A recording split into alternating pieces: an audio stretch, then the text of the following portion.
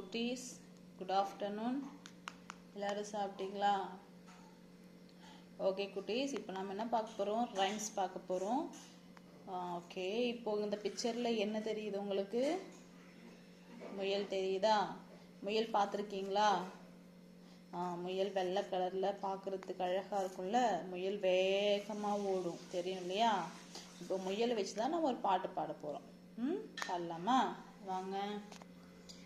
வெள்ளை முயல், வெள்ளை முயல், வெள்ளை முயல் ஓடுது, வேகமாக ஓடுது.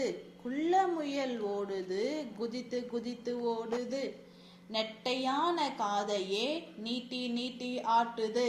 குட்டையான வாலையே குறுகுறு என்று ஆட்டுது. நல்லா இருக்க பாட்டு? ஓகே, என்ன சொல்றாங்க? வெள்ளை முயல் ஒண்ணு எப்படி ஓடுது? வேகமா ஓடுது அப்படின்னு சொல்றாங்க. வேகமான ரொம்ப ஃபாஸ்டா நம்ம ஓட்டப்பந்தயம் வச்சுட்டு விளையாடிட்டு இருப்போம்ல, வேகமா ஓடுவோம்ல, அந்த மாதிரி முயல் எப்படி ஓடுது? வேகமா ஓடுதுன்னு சொல்றாங்க.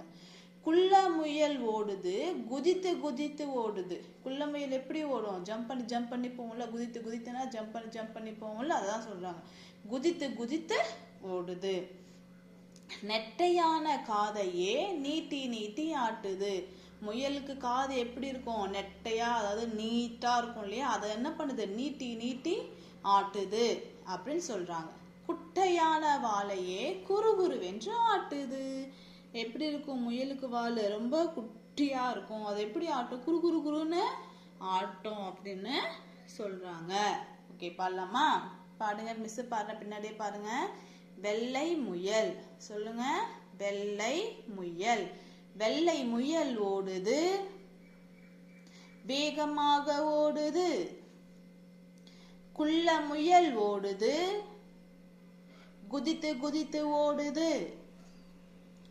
நெட்டையான காதையே நீட்டி நீட்டி ஆட்டுது. குட்டையான வாலையே குறுகுறு என்று ஆட்டுது. ஓகே குட்டீஸ், என்ன சொல்றாங்க? வெள்ளை முயல் ஓடுது, வேகமாக ஓடுது. முயல் எப்பவுமே ரொம்ப வேகமா ஓடும். அதை நம்ம பார்க்கவே முடியாது, பிடிக்கவும் முடியாது. அவ்வளோ ஃபாஸ்டா, ரொம்ப சுறுசுறுப்பா, நம்மள மாதிரி எப்பவுமே ரொம்ப துருதுருன்னு சுறுசுறுப்பா ரொம்ப ஆக்டிவா இருக்கும். முயல் எப்படி இருக்கும்?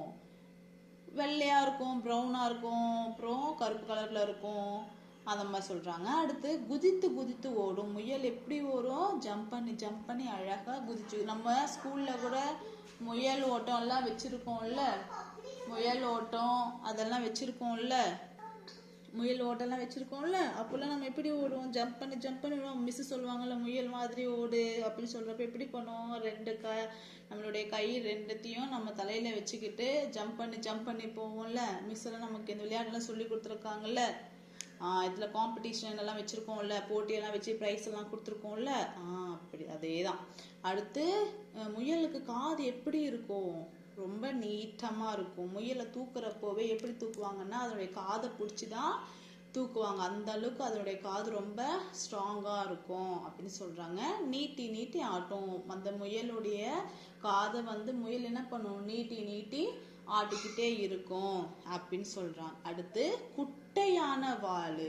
முயலுடைய வால் எப்படி இருக்கும்? ரொம்ப குட்டியா இருக்கும். இப்போ யானைக்கு நீட்டா இருக்கும், பூனைக்கு குட்டியா இருக்கும், பூனைக்கு ஓரளவுக்கு நீட்டா இருக்கும், நாய்க்கு அதனுடைய ஷேப்பே வேறவா இருக்கும், அப்புறம் மாடுக்கு நீட்டா இருக்கும், குதிரைக்கு நீட்டா இருக்கும். அதே மாதிரி முயலுடைய வால் எப்படி இருக்கும்? ரொம்ப குட்டையா இருக்கிறதுலயே முயலுடைய வால் தான் ரொம்ப சின்னதா இருக்கும்.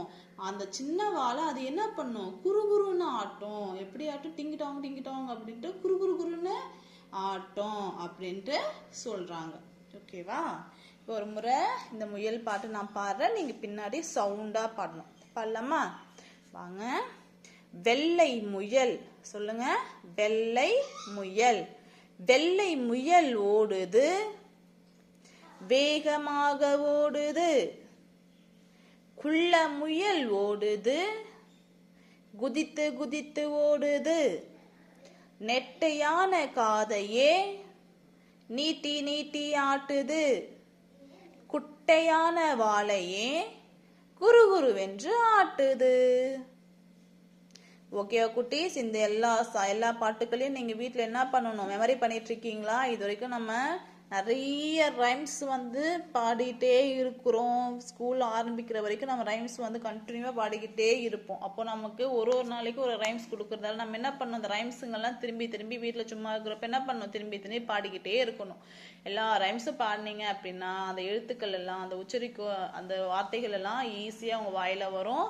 அழகாக நம்ம படிக்கவும், அதுக்கப்புறம் பெரிய கிளாஸ் போகிறப்ப நம்ம உச்சரிக்கிற திறனும் வாய் திறந்து பேசுறதும் நமக்கு நல்லா நார்மலாக ரொம்ப அழகாக வரும். அப்படிங்கிறதுக்காக தான் நம்ம ரைம்ஸ் பாடிக்கிட்டு இருக்கோம். சரிங்களா? எல்லா ரைம்ஸும் என்ன பண்ணணும், நீங்கள் வீட்டில் நல்லா மெமரி பண்ணிக்கணும், அதை நல்லா பாடவும் கற்றுக்கணும். ஓகே குட்டீஸ்?